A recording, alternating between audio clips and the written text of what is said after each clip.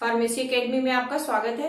Student, आज हम लोग बात करेंगे major intra and extra cellular electrolytes. तो ये इलेक्ट्रोलाइट्स क्या होते हैं हम लोगों ने अपनी प्रीवियस वीडियो में डिस्कस कर लिया था। तो हमने देखा था कि इलेक्ट्रोलाइट्स क्या थे, मिनरल्स थे जो हमारे बॉडी फ्लूइड में प्रेजेंट थे। तो ये मिनरल्स करते क्या थे, चार्ज को कैरी करने का काम करते थे, यानी इलेक्ट्रोलाइट्स आर मिनरल्स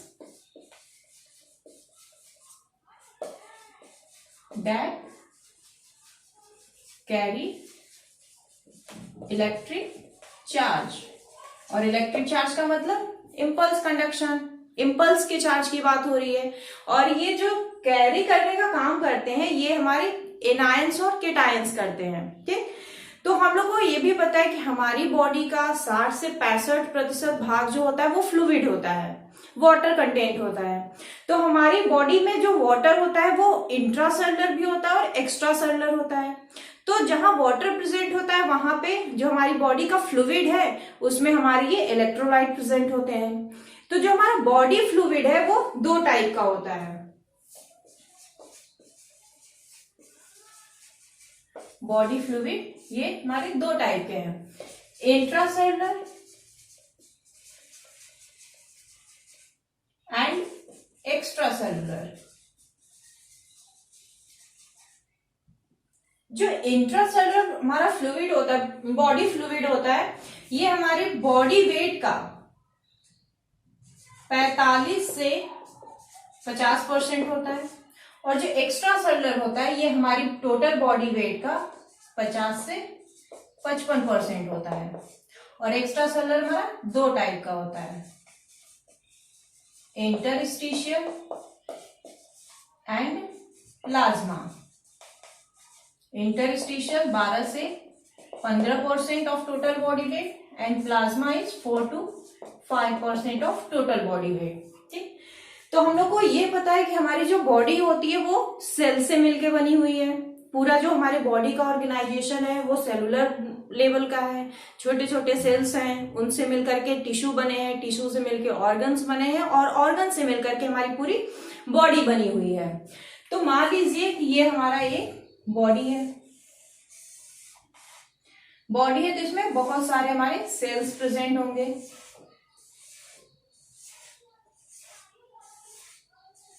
ठीक, ये हमारी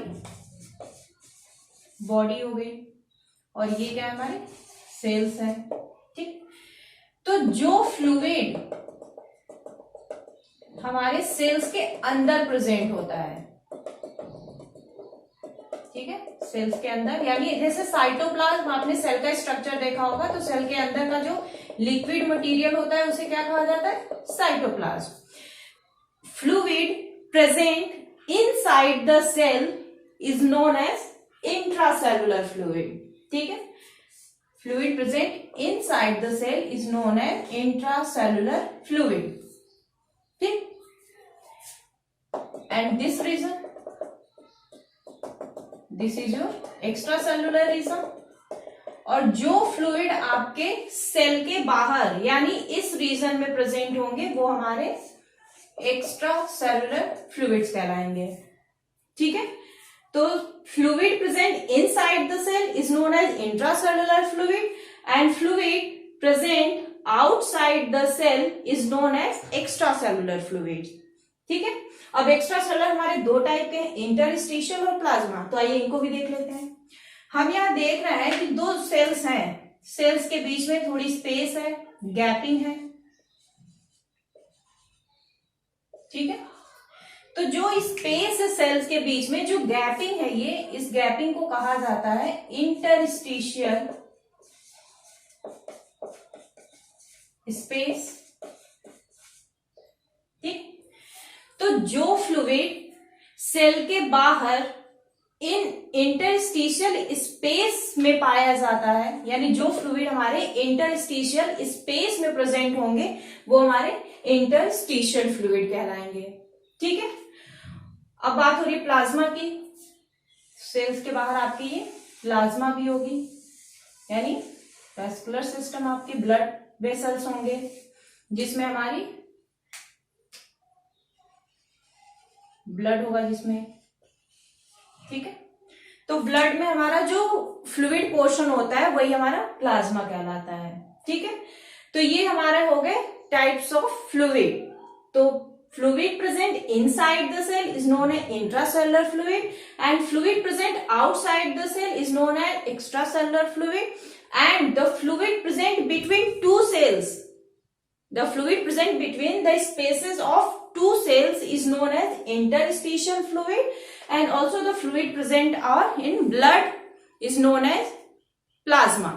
ठीक है, तो ये हो गए हमारे टाइप्स ऑफ फ्लूइड। और इन्हीं फ्लूइड्स में हमारे जो इलेक्ट्रोलाइट्स होते हैं वो डिसॉल्व होते हैं, जो हमारी बॉडी में नर्व इंपल्स को कंडक्ट करने का काम करते हैं। और ये इलेक्ट्रोलाइट्स आपके पॉजिटिवली चार्ज भी होते हैं और नेगेटिवली चार्ज होते हैं। तो जो पॉजिटिव चार्ज होते हैं उन्हें हम केटायंस कहते हैं, जो नेगेटिवली चार्ज होते हैं उन्हें हम एनायंस कहते हैं। ठीक है, तो ये हो गए हमारे इंट्रासेलुलर और एक्स्ट्रासेलुलर फ्लूइड्स। अब बात कर लेते हैं एग्जांपल्स की। जो इंट्रासेलुलर फ्लूइड में जो इलेक्ट्रोलाइट्स हमारे प्रेजेंट होते हैं वो है हमारे magnesium ion, potassium ion and phosphate ion. ठीक, और जो हमारे एक्स्ट्रासेलुलर फ्लूइड में इलेक्ट्रोलाइट्स प्रेजेंट होते हैं इनके एग्जांपल है sodium ion, chloride ion, bicarbonate ion and calcium ion. ठीक है, तो ये हमारे एग्जांपल है major intra and extra cellular electrolytes. अब इनको मेजर हम क्यों कह रहे हैं? क्योंकि ये इलेक्ट्रोलाइट हमारे बॉडी फ्लूइड में ज्यादा क्वांटिटी में प्रेजेंट होते हैं, या कहें तो हमारी बॉडी को इनकी ज्यादा जरूरत होती है। ये हमारे बॉडी के फंक्शन को रेगुलेट करने के लिए बहुत जरूरी होते हैं, क्योंकि ये इलेक्ट्रोलाइट्स ही हैं जो बॉडी के सिग्नल्स को, नर्व इंपल्स को पूरी बॉडी में कन्वे करने का काम करते हैं।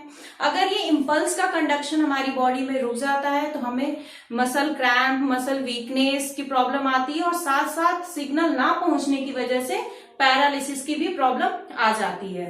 ये हमारे मेजर कैटेगरी के इलेक्ट्रोलाइट्स हैं। तो ये इलेक्ट्रोलाइट्स अगर इंट्रासेलुलर फ्लूइड में प्रेजेंट होते हैं तो इन्हें मेजर इंट्रासेलुलर इलेक्ट्रोलाइट्स कहा जाता है, और ये जब हमारे एक्स्ट्रासेलुलर फ्लूइड में प्रेजेंट होते हैं तो इन्हें मेजर एक्स्ट्रासेलुलर इलेक्ट्रोलाइट्स कहा जाता है। तो ये हो गए हमारे इंट्रा और एक्स्ट्रासेलुलर इलेक्ट्रोलाइट्स। अब हम बात कर लेते हैं इन्हीं एग्जाम्पल्स की। तो सबसे पहले हम बात करते हैं कैल्शियम की, कैल्शियम आयन। ठीक है, जो हमारा कैल्शियम आयन होता है वो तो हमारे 99% हमारे बोन्स में प्रेजेंट होता है, टीथ में प्रेजेंट होता है, और जो रिमेनिंग पार्ट होता है वो हमारे एक्स्ट्रा सेलुलर फ्लूइड में प्रेजेंट होता है, क्योंकि ये हमारा जो कैल्शियम क्या है वो हमारे एक्स्ट्रा सेलुलर इलेक्ट्रोलाइट्स की कैटेगरी में आता है। तो जो कैल्शियम होता है हमारे मसल्स के, स्मूथ मसल के कॉन्ट्रैक्शन में, ब्लड क्लॉटिंग में और नर्व इंपल्स की सप्लाई में हमारी बहुत मदद करता है। अगर हमारे फ्लूइड में कैल्शियम का लेवल इंक्रीज हो जाता है तो कंडीशन हमारी हाइपर कैल्सीमिया कहलाती है, हाइपर कैल्सीमिया। और अगर कैल्शियम का लेवल हमारे बॉडी फ्लूइड में डिक्रीज हो जाता है तो कंडीशन हाइपो कैल्सीमिया कहलाती है। ठीक, अब हम बात करते हैं नेक्स्ट सोडियम आयन की। सोडियम आयन आपका क्या होता है? ये भी एक्स्ट्रा सेलुलर इलेक्ट्रोलाइट है। यहाँ पे जो भी हम इलेक्ट्रोलाइट पढ़ रहे हैं वो मेजर कैटेगरी के इलेक्ट्रोलाइट्स को पढ़ रहे हैं। सोडियम आयन वो हमारा मेजर एक्स्ट्रा सेलुलर इलेक्ट्रोलाइट की कैटेगरी में आता है, और इसका काम क्या होता है? ये हमारे नर्व इंपल्स के कंडक्शन में बहुत बड़ा रोल प्ले करता है। ये हमारे बीपी के मेंटेनेंस में भी बहुत इंपॉर्टेंट होता है, और बॉडी के हाइड्रेशन को मेंटेन करने के लिए भी। अगर हमारे बॉडी फ्लूइड में सोडियम का कॉन्सेंट्रेशन इंक्रीज हो जाता है तो कंडीशन आपकी हाइपर नेट्रीमिया कहलाती है, और यही सोडियम का कॉन्सेंट्रेशन अगर डिक्रीज हो जाता है तो कंडीशन हाइपो नेट्रीमिया कहलाती है। ठीक है, सोडियम आयन की कॉन्सेंट्रेशन इंक्रीज होने की वजह से, यानी अगर हाइपरनेट्रीमिया की कंडीशन आती है तो हमारी ऑस्मोलैरिटी भी इंक्रीज कर जाती है। ठीक, अब बात हम कर लेते हैं नेक्स्ट क्लोराइड आयन की। क्लोराइड आयन भी हमारे एक्स्ट्रा सेलुलर इलेक्ट्रोलाइट्स में प्रेजेंट होते हैं, और ये हमारी बॉडी के बीपी मेंटेनेंस के मसल कॉन्ट्रैक्शन में बहुत इंपॉर्टेंट रोल प्ले करते हैं। ठीक है, तो ये हमारे क्या करते हैं, बीपी को मेंटेन करने का काम करते हैं और मसल कॉन्ट्रैक्शन, और साथ ही साथ हाइड्रेशन को मेंटेन करने का काम करते हैं। ठीक, अब हम बात कर लेते हैं बाइकार्बोनेट की।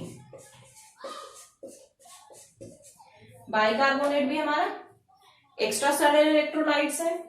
जो बाइकार्बोनेट होता है ये हमारी बॉडी के एसिड बेस बैलेंस को मेंटेन करने के लिए बहुत जरूरी होता है, यानी ये फिजियोलॉजिकल एसिड बेस की तरह काम करता है, और साथ ही साथ ये हमारे बॉडी के ऑस्मोटिक प्रेशर को भी मेंटेन करने का काम करता है। तो ये मेंटेन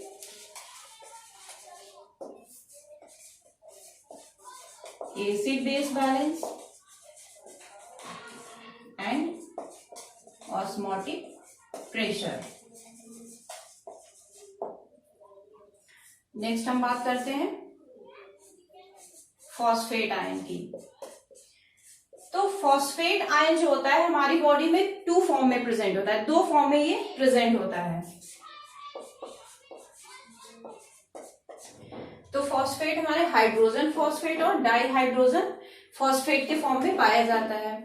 ये हमारे बोन्स, टीथ को रिपेयर करने में भी हमारी मदद करता है, साथ ही साथ हमारी बीपी को मेंटेन करने का भी काम करता है।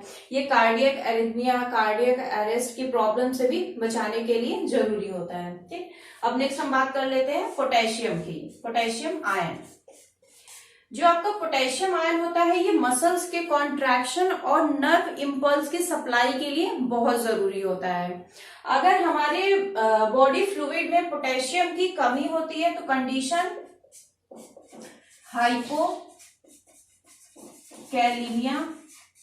कही जाती है, और अगर पोटेशियम का लेवल इंक्रीज हो जाता है हमारे बॉडी फ्लूइड में तो कंसंट्रेशन इंक्रीज होने की वजह से हाइपर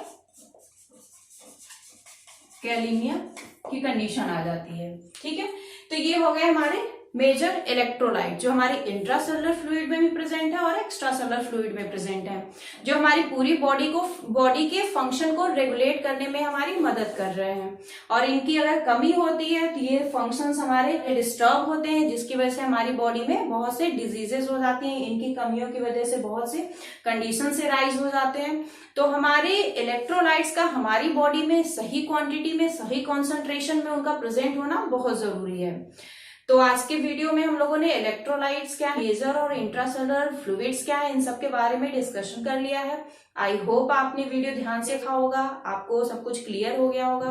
कोई क्वेश्चन होगा, क्वेरी होगा तो प्लीज आप कमेंट बॉक्स में मेंशन करिएगा। मेरी वीडियो को लाइक करिए, सब्सक्राइब करिए और ज्यादा से ज्यादा शेयर करिए। Thank you so much.